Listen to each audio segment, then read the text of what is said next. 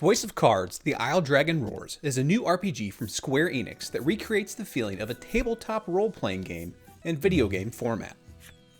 You are surprised, merchants selling goods in a place like this.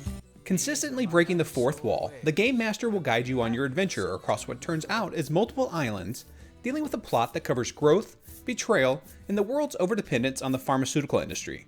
And no, I didn't just make that last one up, but I won't get too deep into the weeds on it for fear of spoilers. What really pulled me into this game was the overworld map. As soon as I saw the cards laid out in a hex pattern, I knew I was going to buy this game. It reminded me of the world maps that I got when I was a kid from my uncles, from the D&D sessions that they played when they were just teenagers. And more recently, the hex crawls that I took my players on while playing D&D and diving through the land of Chult. There are a lot of fabulous hex crawls out there. Look them up. While the overworld is laid out in a hex pattern, town and dungeons see cards shift from the hex to the more traditional squarish, they are cards after all, layout. Random encounters abound, and not all of them are of the monster variety. You can find wandering merchants, bandits, and even a stray monster that just needs a hand. Or, you could choose to murk it. Early on, I found the random enemy encounters to be too frequent, but having played through the game to completion in about 15 hours, I realized that they were perfectly paced to get me to the appropriate level for any type of boss. The game presents itself as a card game, but it's not a deck builder. Functionally, the game UI is presented as cards, but mechanics like the chance to draw certain cards is missing. You are limited to the number of abilities you can have equipped at any one time, 4 per character, but you'll always be able to use those if you have the resources. There's no random chance to draw the ability you need from your deck. The mechanics of the abilities are easy to understand and fun to use. While the depth of the game is a little shallow, the fact that it doesn't overstay its welcome and become a 60-hour slogfest makes that forgivable.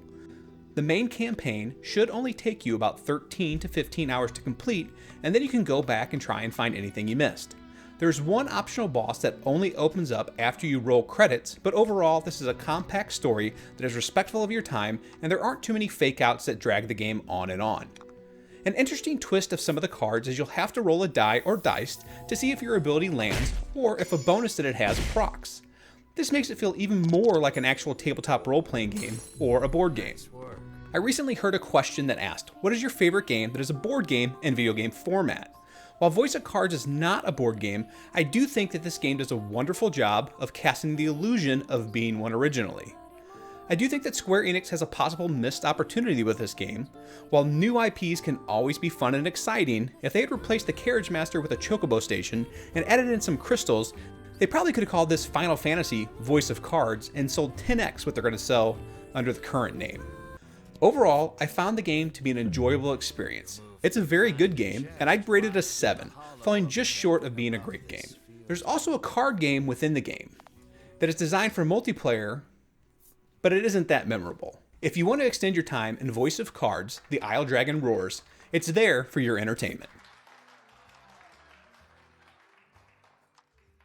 A special thanks to all my supporters.